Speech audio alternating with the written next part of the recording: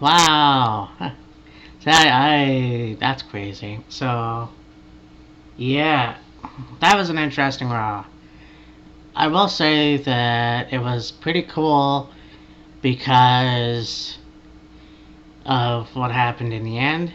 Well, I don't know what that means exactly, but we'll find that out. But yeah, it's very cool to see what happened. Obviously, you know what happened in the beginning. We had Becky Lynch come out. Now, she had the briefcase in her hand, and it was obvious that Asuka won on Sunday, and so not sure what hell was gonna happen, but I saw the results yesterday. Now I taped Raw last night. I didn't watch it, and the fact of the matter is, I'm probably gonna also wait to do the Money in the Bank review as well as Double or Nothing. Wait till I get back into my apartment and back into the swing of things, I guess. But Asuka won, and so Becky comes out. She's got the briefcase.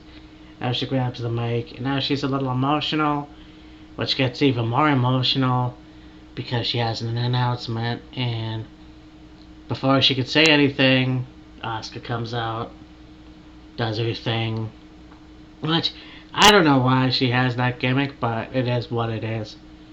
So, anyways, she comes out and does her dance, and then Becky says this match was Money in the Bank, but it was an actuality a match for my women's championship. Now, Becky hasn't been on TV for a while. I'm not even sure how long, so that was interesting to see what it was about. So, anyway, she unlocks the briefcase. She gives her the title.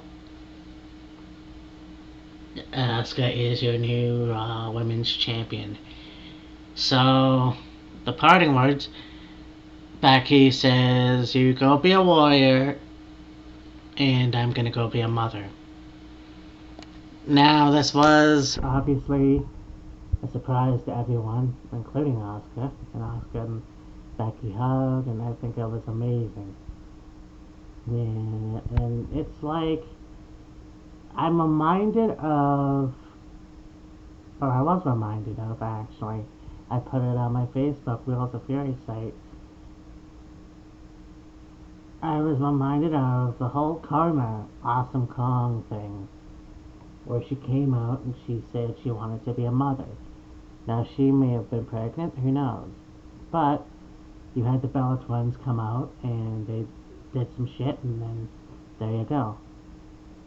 I was kind of thinking this was going ahead that way, but when you see fucking a person get that emotional and cry like that, you know, that kind of gives it away that this is not kayfabe, this is real life, whatever. So anyway, that happened. So it turns out we're not going to see Becky Lynch for who knows how long, a long time. But congratulations to Rebecca Quinn, and you know, hopefully she will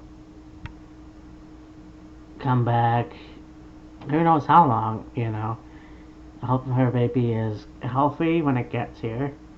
And yeah, I'm not usually good at these, but we got a match with Bobby Lashley and Humberto Carrillo. And yeah, let me summarize that for you. Yeah, Humberto got his, but Bobby Lashley took over, and it was basically a squash match. So, yeah, Bobby Lashley won. You had Angel Garza versus Akira Tozawa, and this was a really good match. We know how good that they both are, but of course, this was gonna go to Angel Garza, which had a fighting feud thing with Humberto, or no, it was Andrade and the other dude, Austin. So, and then we had Drew McIntyre come out, and he was gonna say a few things, but and it was Andrade who decided to want a match with him, so they had a match. It wasn't for the US or WWE title. So, okay. Anyways, Drew won. Then he got on a mic and he challenged Baron Corbin to a match, or King Corbin, if you will, who was going to be, he's the guy from SmackDown, to go over to Raw to have a match.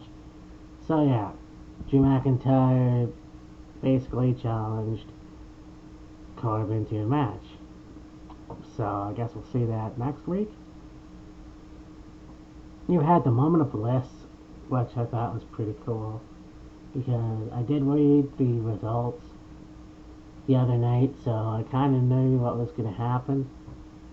And so you had when they were going to have the show and the guests, obviously are returning Iconics.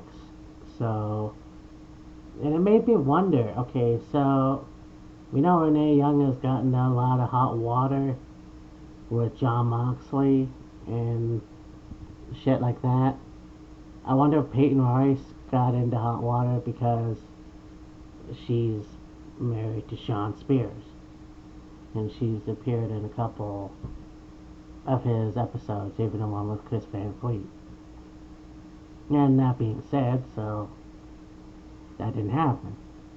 Anyways, they challenged for a match with Alexa and Nikki, so they had a match and won.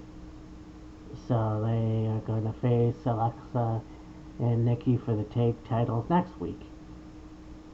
You know, why can't they just go for a later date and have the fucking match for the take titles? But it is what it is. Yeah, I just don't get it. Again, the fucking women's tag team championship division kind of sucks.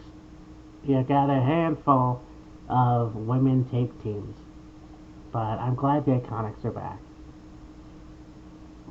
You got R-Truth and Ricochet defeating Cedric Alexander, or no, with Cedric Alexander defeating MVP Shane Thorne and Brendan Vink.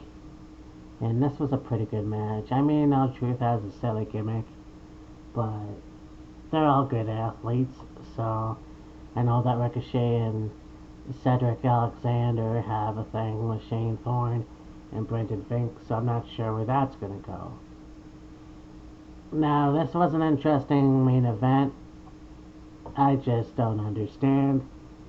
I think that what happened with Drew McIntyre and Seth Rollins, where Drew went over on Sunday and they shook hands, so that's one spoiler I can give out for when I eventually do the review.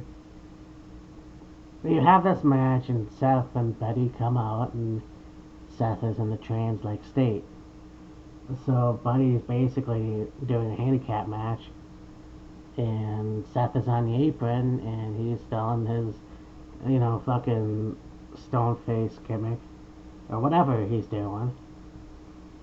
And so he gets knocked off the apron and then it kind of causes a DQ and Seth basically injured Ray's eye by putting it by the spike near, where the steps are. So, I mean, it really did look like a legit injury. I don't know what the hell happened. They did a backstage thing, and Seth wanted to know where Ray was. He seemed fine. I don't know. I have no idea. I thought face was Seth. I thought Seth was going to be a face. I don't know. I don't get it. After shaking hands with McIntyre, that's what I thought would happen.